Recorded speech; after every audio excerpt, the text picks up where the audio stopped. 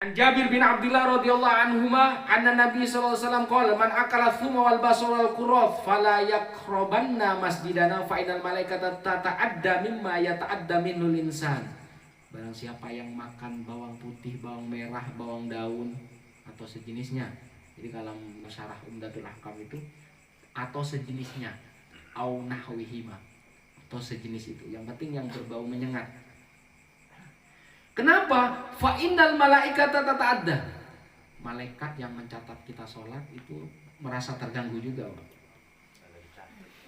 Jadi ketika kita bau karena makan sesuatu yang baunya menyengat, malaikat pun tata'adda, terganggu juga seperti manusia terganggu. Jadi bukan manusia, malaikat pun terganggu. Maka apa? Jadi kalau bahkan Rasulullah itu bukan hanya itu saja. Ada misalkan baju-baju yang lorek-lorek atau baju apa itu kalau dalam sholat disuruh singkirkan. Itu apa? Hal-hal yang mengganggu kekhusyuan itu disingkirkan dulu. Bau-bauan, pakaian. Jadi makanya kalau kita sholat itu dianjurkan untuk memakai baju putih karena itu kesenangan Rasulullah SAW. Jadi kalau punya baju putih, kalau tidak punya maka pakailah baju yang tidak mengganggu kekhusyuan. Jadi misalkan gambar apa yang apa, Doraemon apa, Pokemon yang lain-lainnya itu yang mengganggu pandangan kita. Ya memang kalau kita sujud memang menghadap ke bawah, cuman ketika melihat ke depan itu kan mengganggu.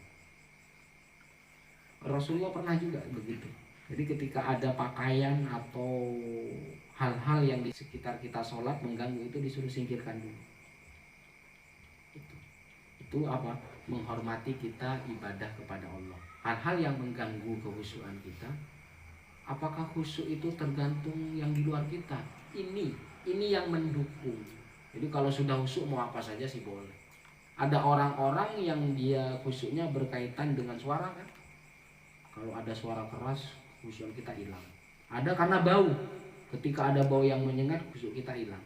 Ada yang karena pandangan di depan kita atau di sekitarnya, itu juga terganggu. Maka itu kan dijaga. Memang iya kekhusyuan ada di dalam diri kita. Mau ada apa saja kalau kita khusyuk memang tidak menjadi hambatan. Tetapi ada orang yang khusyuk tergantung kepada penciuman, tergantung kepada suara, tergantung kepada pandangan di depan. Nah, itu yang harus dijaga. Menjaga kekhusyuan saudara-saudara kita.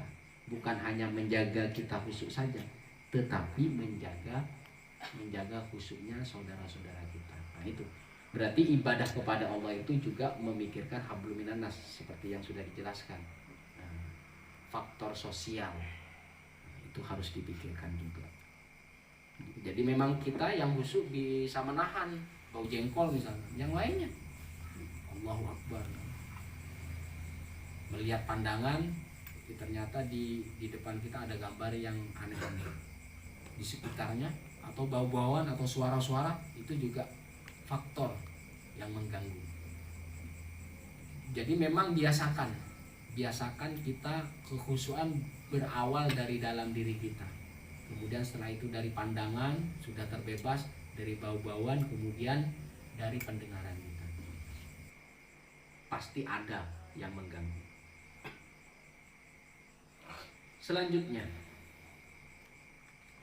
An Abdurrahman bin Abi Layla qala laqiyani Ka'ab bin Ujrah faqala ala uhdi laka hadiyatan. Anna Nabi sallallahu alaihi wasallam kharaja alaina faqulna ya Rasulullah qad 'allamana Allah kaifa nusallimu 'alaika wa kaifa nusalli 'alaika. Ada sahabat yang diajarkan tentang bagaimana bersolawat dan bersalam kepada Rasulullah. Ini berkaitan dengan tasyahud ya Pak.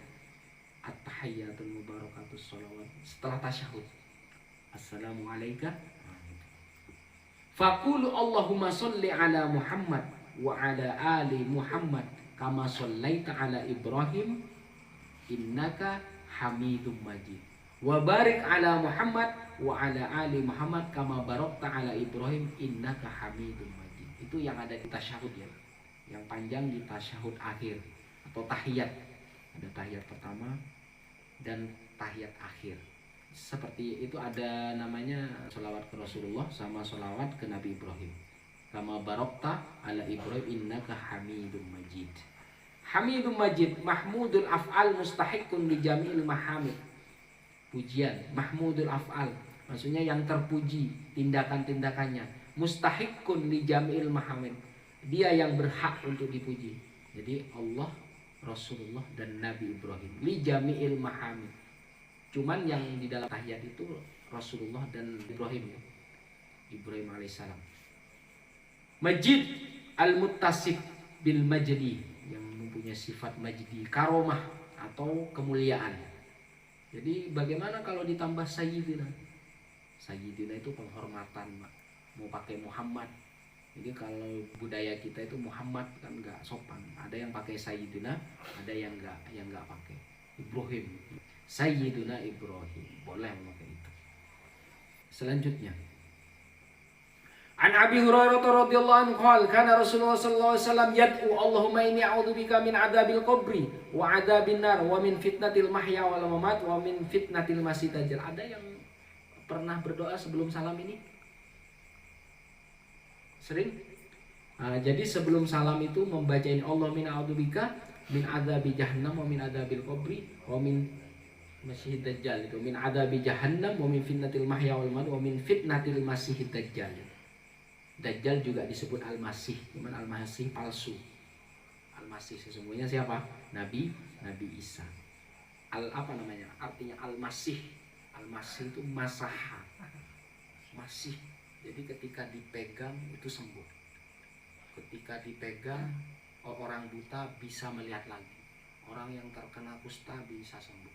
Orang yang mati bisa hidup, itu namanya masih masaha. Jadi luar biasa Nabi Isa itu seperti, maka disebut al-masih. Jadi sekali sentuh sembuh. Yang buta sekali sentuh bisa melihat. Sekali sentuh yang mati bisa hidup, maka disebut masih masaha. Disentuh-sentuh begini.